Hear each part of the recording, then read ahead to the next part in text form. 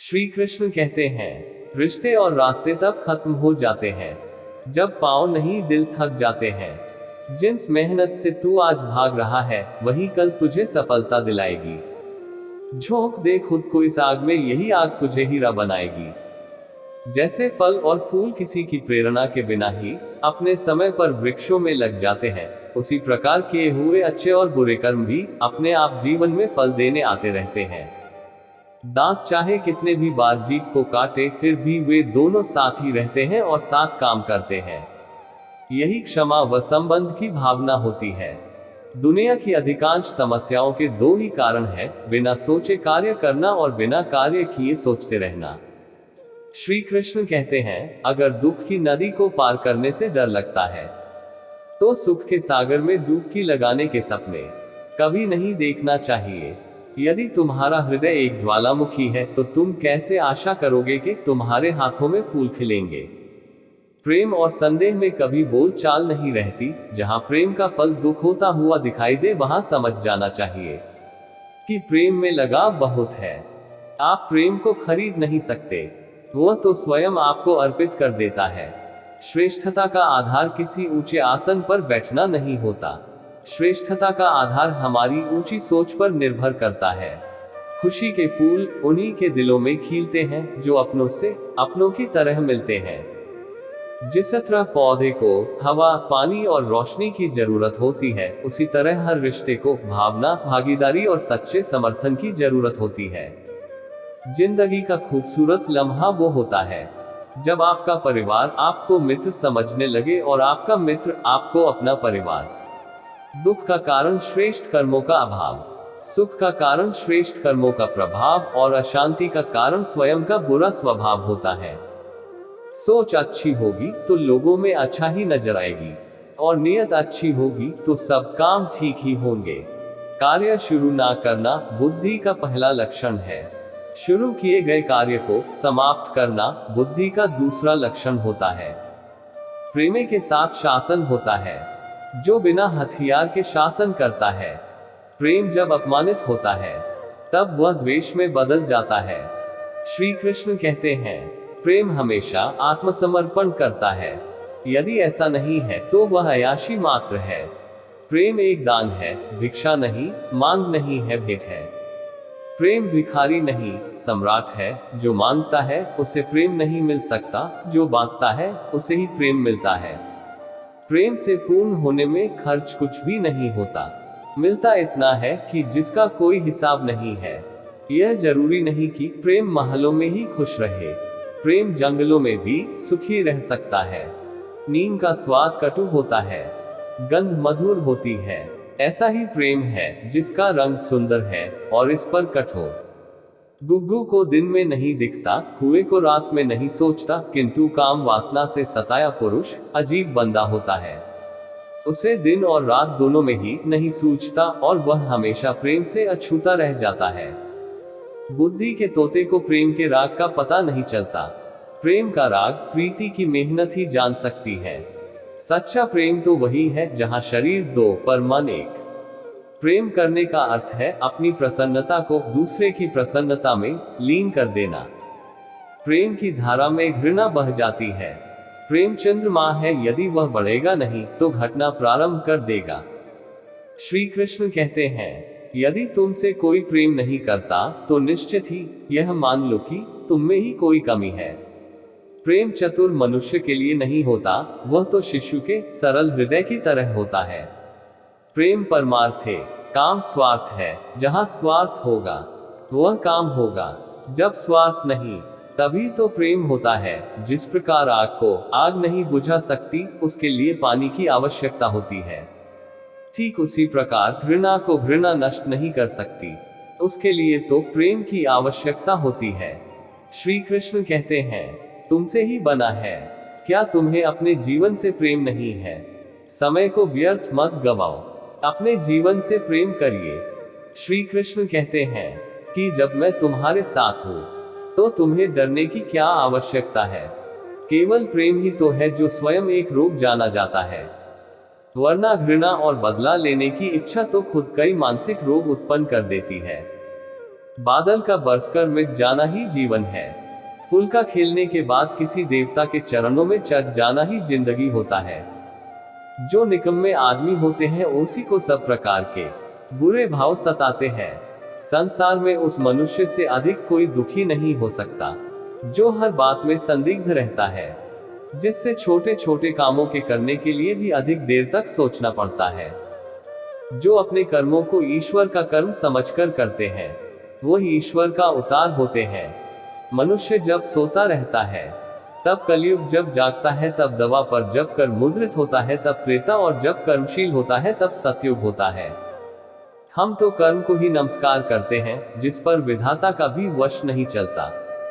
निगम में बैठे हुए चिंतन करते रहना अथवा बिना काम किए शुद्ध विचार का दावा करना मानव सोते सोते खर्राटे लेने जैसा होता है। भाग्य पर वह भरोसा करता है जिसमें पुरुष नहीं होता। दुनिया में 3 तरह के आदमी होते हैं, एक तो इंजन की तरह, दूसरे गाड़ी की तरह और तीसरे ब्रेक की तरह। एक बार एक दुकानदार नई दुकान शुरू करता है। वहां पर एक महिला आती है और उसे बहुत कुछ इस बात पर सुनाकर चली जाती है कि तुम्हारे दुकान में तो कुछ भी नहीं है जिसे मैं खरीद सकूं। वो दुकानदार उस महिला की बात का बुरा नहीं मानता और ना ही क्रोधित होता है, बल्कि उसने उसे धन्यवाद दिया और अगले दिन अपनी दुकान के बाहर एक बोर्ड लगवा दिया। छुटपुट वस्तुएं और कई तरह की वस्तुएं यहाँ पर मिलती है। बेचने के लिए रखी वस्तुओं की विविधता के कारण दुकान चल जाती है। अगर हम चीजों को एक नए और सकारात्मक नजरिए से देखेंगे तो हमें बहुत लाभ हो सकता है। इसीलिए कभी भी यदि कोई आपको अपनी कमी बताता है तो आपको क्रोधित नहीं होना है, बल्कि उसी समय से अपनी कमी को दूर करने में लग जाना है। हर कार्य का समय होता है और हर समय के लिए कोई ना कोई कार्य अवश्य होता है। कुकर्म करते समय मीठे और सुखदायी लगते हैं और कर्म फल भोगते समय अत्यंत दुखदायी। श्री कृष्ण कहते हैं, मूर्ख व्यक्ति भी अच्छे खेत में अगर बीज डालेगा तो खेती अवश्य होगी, लेकिन धान का ढेर इकट्ठा करने के लिए गुणों की आवश्यकता होती है। भली भांति अपने कर्तव्य का पालन करके संतुष्ट हो जाओ और दूसरों को अपने विषय में इच्छानुसार कहने के लिए छोड़ दीजिए। संसार शांति भूमि नहीं, समर भूमि है। यहाँ वीरों की जीत होती है, निर्बल व कायतों मारे जाते हैं। पत्थर आखिरी चोट से टूटता है, पर पहले की चोटें बेकार नहीं जाती। केवल वही व्यक्ति बेकार नहीं है जो बैठा रहता है, बल्कि वह भी बेकार माना जाएगा जिसकी योग्यता का पूर्ण लाभ नहीं लिया जाता। समुद्र में एक बार डुबकी लगाने से अगर रत्न न पाओ तो समुद्र को रत्ना ही मत कहो। इसी प्रकार यदि आप किसी में अच्छा ही नहीं देख पा रहे हैं, इसका मतलब यह नहीं कि आगे वाले में अच्छा ही नहीं है। हो सकता है कहीं ना कहीं कमी आप में ही है। मनुष्य अकेले अकेले काम करके संतोष और हर्ष को तो प्राप्त कर सकता है, परंतु काम से आनंद तभी हाथ लग सकता है जब वह दूसरे के सहयोग से किया जाता है। नीच पुरुष बकवास कर सकता है, कुछ कर नहीं सकता सज्जन कहता नहीं है, वह तो करके दिखाता है।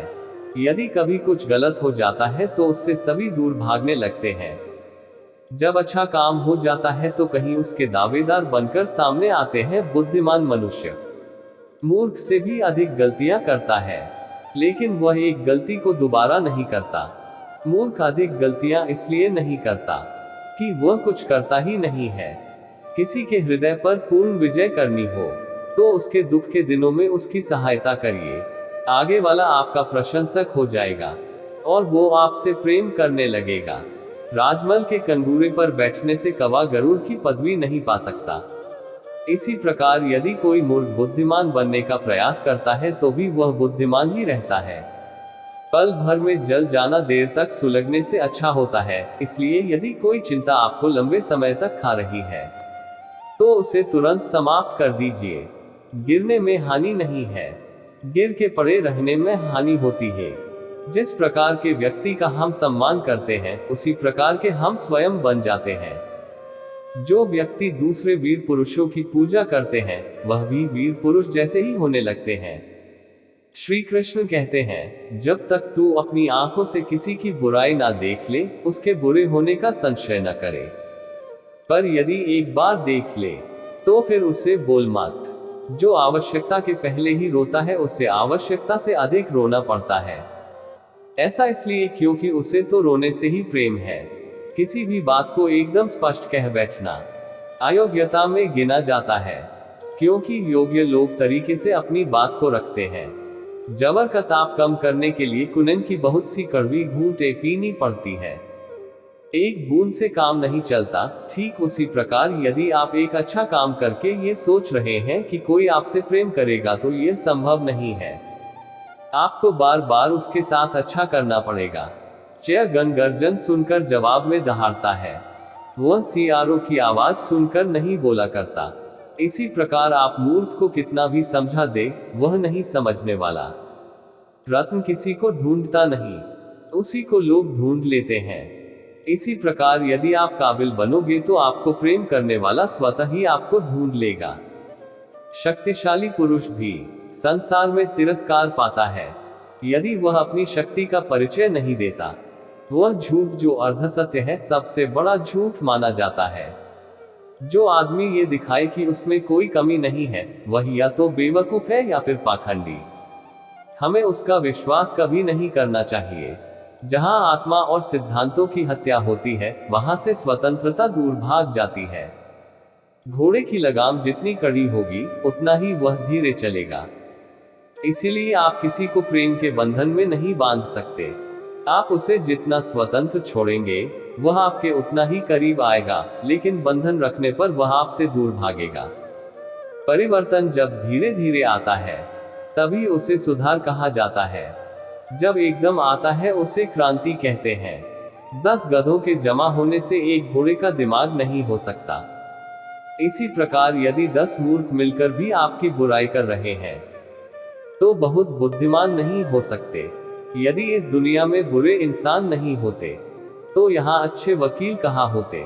शत्रु के गुण ग्रहण कर लो और गुरु के दुर्गुण छोड़ दो। छल कपट और विवेक में उतना ही अंतर है जितना कि लंगूर और आदमी में होता है। जहाँ नम्रता से काम निकल जाए, वहाँ उग्रता नहीं दिखानी चाहिए।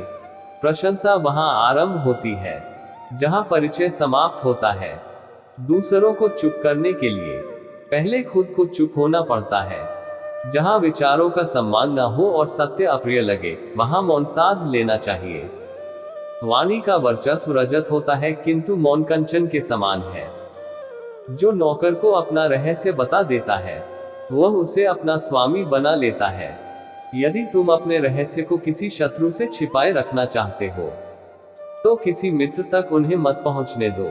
श्री कृष्ण कहते हैं, यदि आप ये सोचकर मायूस हैं कि आपसे कोई इसलिए प्रेम नहीं करता क्योंकि आप सुंदर नहीं हैं, तो यह आपकी गलतफहमी है, क्योंकि सुंदरता तो देखने वालों की आंखों में होती है। ऐसा इसलिए क्योंकि आप जिस रंग का चश्मा पहनेंगे, दुनिया उसी रंग की दिखाई देगी। अगर आपके चश्मे के शीशे काले रंग के हैं तो सब कुछ काला दिखाई देगा। अगर शीशे नीले हैं तो नीला, बुरे हैं तो बुरा। यदि कोई मनुष्य पारदर्शिता वाला चश्मा लगा ले तो वह दुनिया को उसके सही रंग में देख पाएगा।